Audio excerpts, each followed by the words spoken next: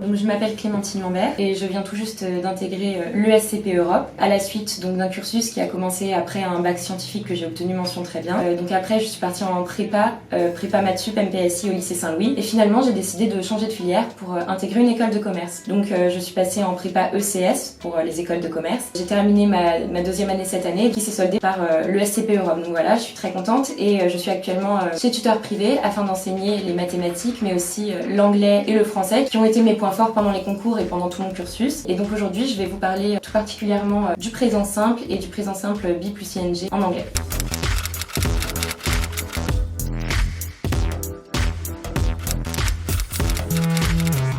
Donc le présent simple va être réservé à certains emplois qui sont le présent de vérité générale, quand on énonce un fait, quelque chose de très factuel, ou bien le présent pour décrire quelque chose, que ce soit une description d'un paysage par exemple, ou la description d'une histoire, d'un événement, un présent qui va être un peu plus énonciatif. Et on a le présent be plus ing qui lui distingue plutôt des actions en cours ou bien des actions qui vont être temporaires.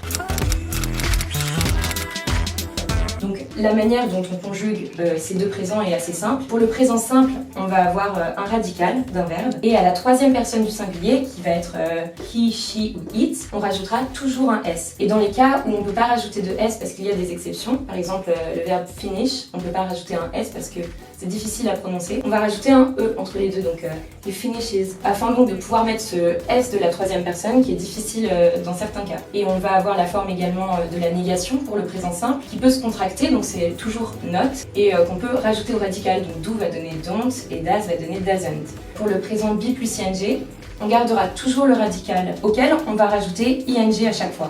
Cette fois-ci, on n'a plus le s de la troisième personne puisque finalement, on garde que le radical et on aura l'auxiliaire be avant. Par exemple, donc I'm playing, you're playing, et donc on va toujours conjuguer comme ça. C'est plutôt simple parce qu'il va y avoir une certaine continuité dans les verbes où on aura toujours ing et jamais de s. Et donc en guise d'exemple, pour une vérité générale qu'on voudrait énoncer, on dira Women live longer than men, alors qu'une action qui est en cours, moi je suis devant la télé, je vais dire I'm watching the TV parce que c'est en train de se dérouler. Voilà, donc j'espère que ce cours vous a plu et n'hésitez pas à réserver un cours avec moi sur tuteur privé.